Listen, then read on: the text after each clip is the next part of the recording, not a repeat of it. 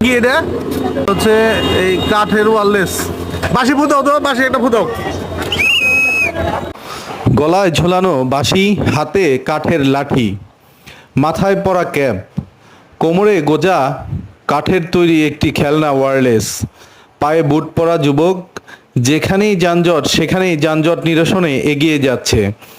দূর থেকে দেখে প্রথমে মনে হতে পারে আইন শৃঙ্খলা রক্ষাকারী বাহিনীর কোনো সদস্য হয়তো যানজট নিরসনে কাজ করছে, তবে কাছে গেলেই পাল্টে যাবে ধারণা, পরিষ্কার হবে বিষয়টি। আইন শৃঙ্খলা রক্ষাকারী বাহিনীর কোনো সদস্য নয়। তাহলে প্রশ্ন উঠতেই পারে, কে এ যুবক?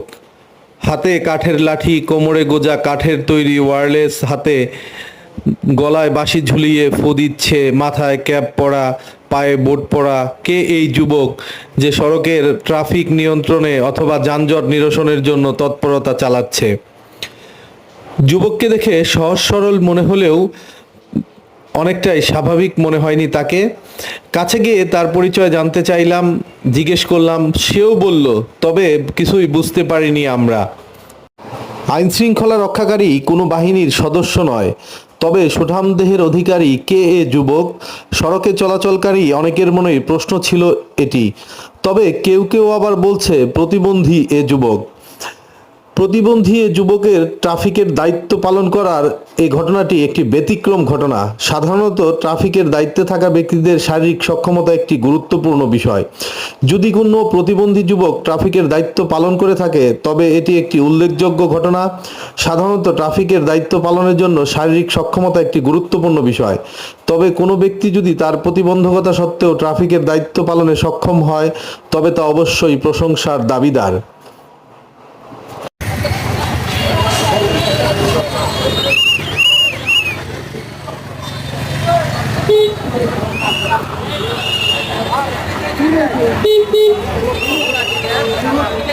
কি হাতে কি এটা, কি এটা দেখেন, এটা হচ্ছে এই কাঠের ওয়্যারলেস।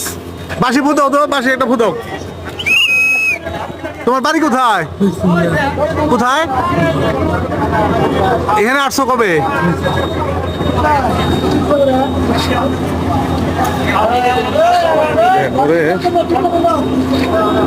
হাতে লাঠি, এই যে হচ্ছে ওর হচ্ছে এটা ওয়্যারলেস কাঠের, হাতে কাঠের লাঠি নিয়ে। তুমি কি যানজট পরিষ্কার করো নাকি? তাই বাড়ি কোথায় তাহলে? এদিকে? আচ্ছা, বাড়ি এটা বোঝা যাইতেছে না, ওর বাড়িটা কোথায়। ওর দেখেন একদম